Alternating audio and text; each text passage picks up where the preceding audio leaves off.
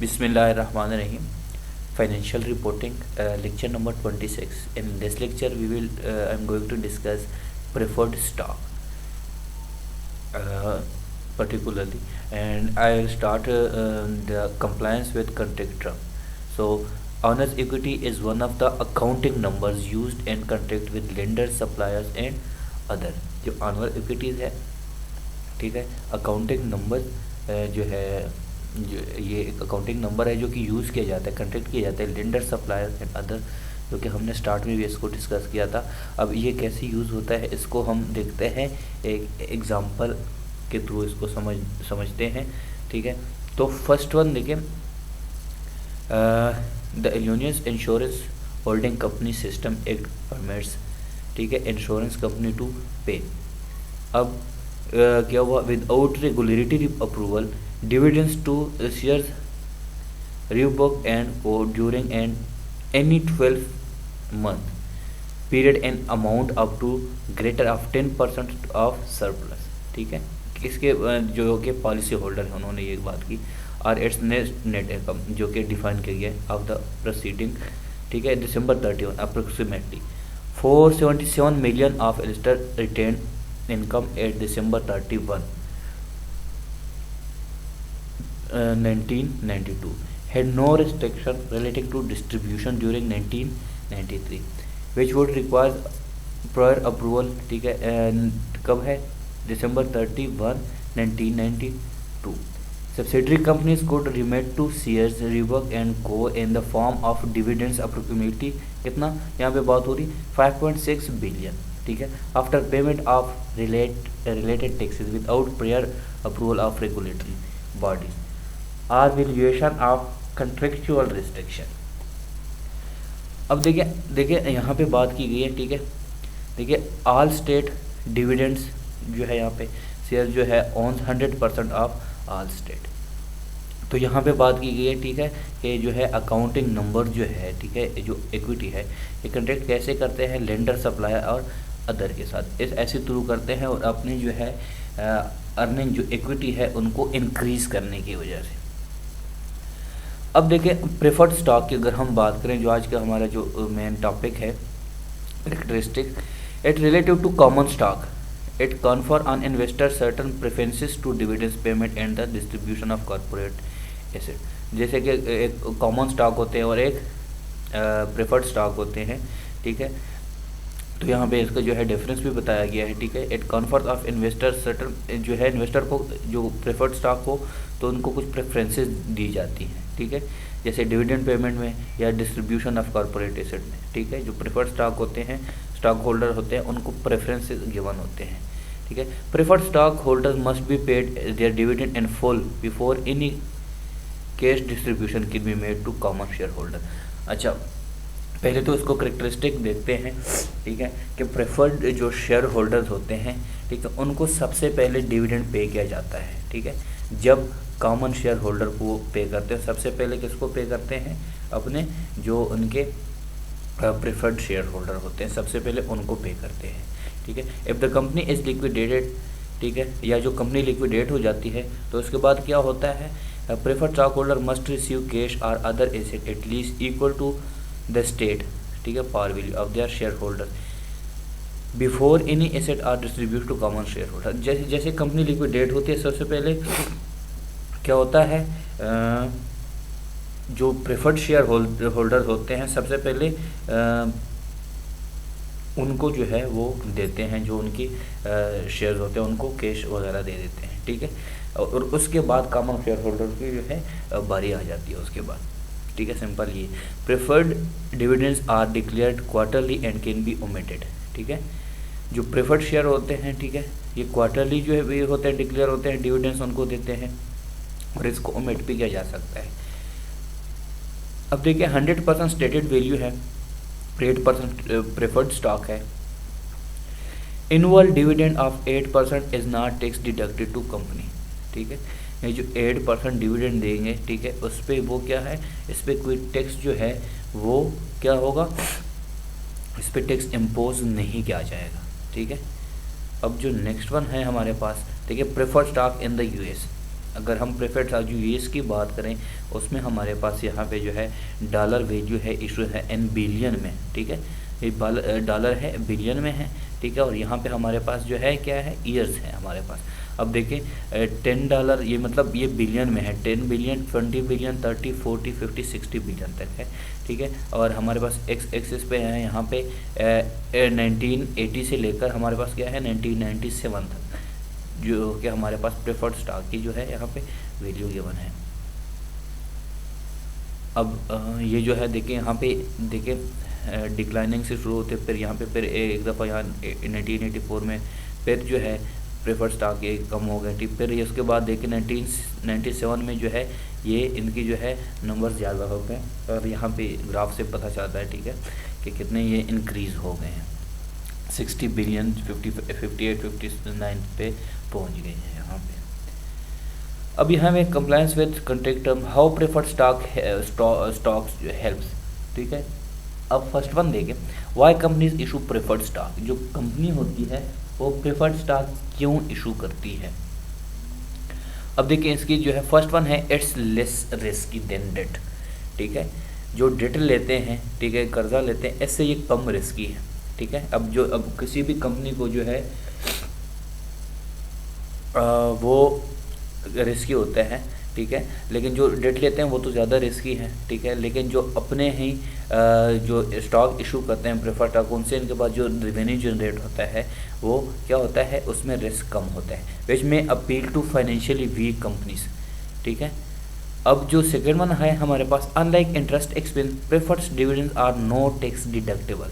जैसे हमने पहले बात की इसकी, जो प्रेफर्ड है वो है स्टॉक है, ठीक है, जिसके हमने 8% पीछे एग्जांपल में देखा, उसमें कोई टैक्स जो है इम्पोज नहीं होता, ठीक है।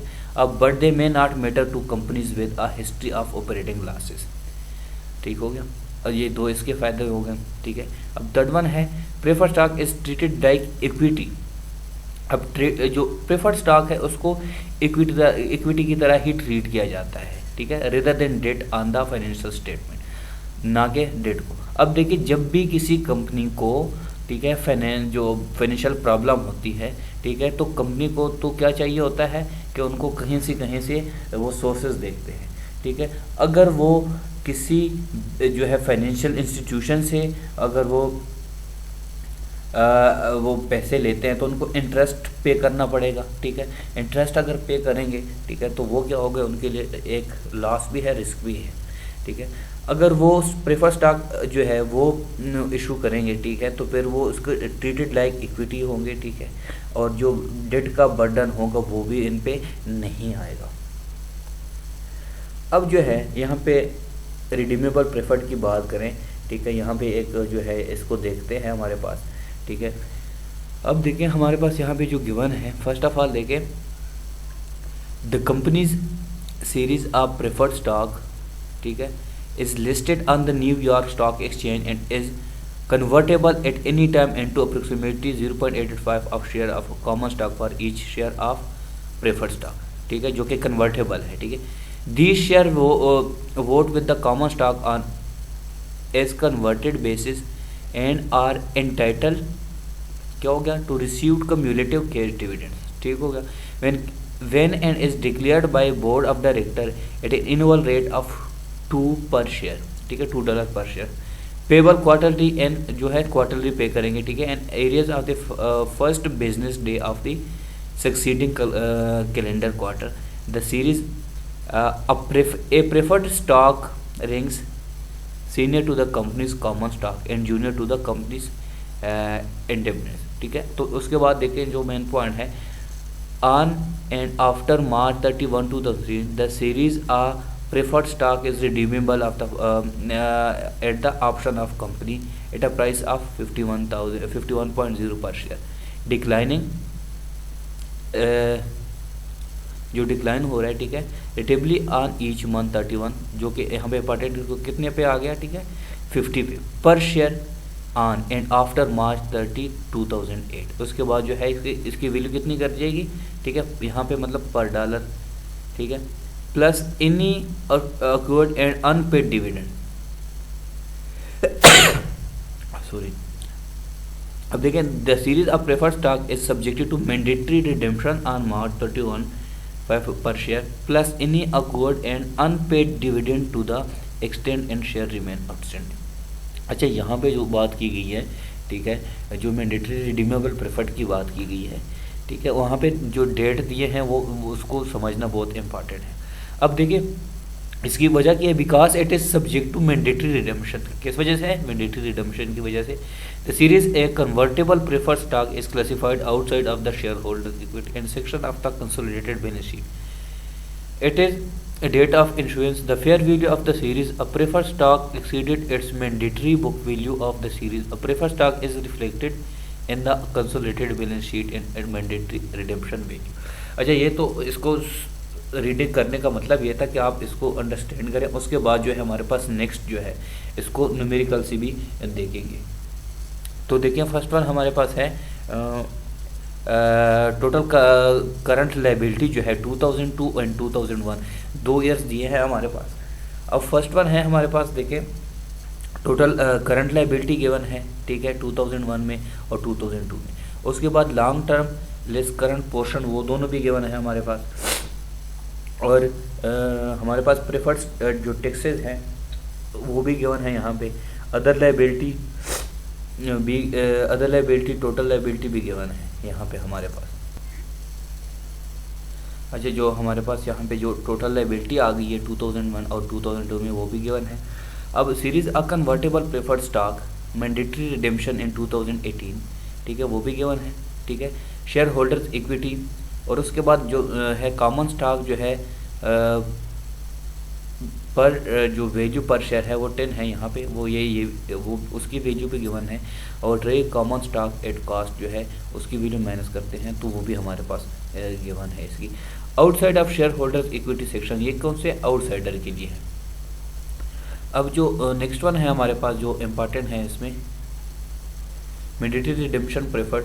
अब देखिए इसमें देखिए हम बात करते हैं liability treatment of the security, जो लायबिलिटी के हम सिक्योरिटी हम बात करते हैं। फर्स्ट वन देखिए, beginning in 2003 Sealed Air can no longer show its mandatory redeemable preferred stock in the mezzanine section of the balance sheet, ठीक है। Instead the security must be listed alongside traditional long term debt and the related preferred dividend must be recorded as an interest expense. तो जो हमने बात की थी पहले भी इंटरेस्ट एक्सपेंस की और इसकी उसकी बात हो रही है, ठीक है। Special gap rules will apply on the preferred stock is conditional redeemable, ठीक। तो वो क्या क्या होता है, उस पर कंडीशन अप्लाई होते हैं कि ये क्या है, अब रिडीमेबल है या नहीं है। अच्छा, जो इस पर जो है कंडीशन अप्लाई होते हैं डिफरेंट। अब आगे इसको देखते हैं, ठीक है, कंडीशन कैसे अप्लाई होंगे इस पर। अब फर्स्ट वन देखें, the company is required to redeem all of the senior redeemable preferred stock outstanding on June 15, 2010, ठीक है। कितने हैं जो रिडीमेबल प्रेफर्ड स्टॉक है वो आउटस्टैंडिंग, उसको क्या करेंगे। अब देखें, at redemption price equal to 100%, equal to 100% of the liquidation preference therefore plus without duplication all accumulated and unpaid dividends to the redemption date।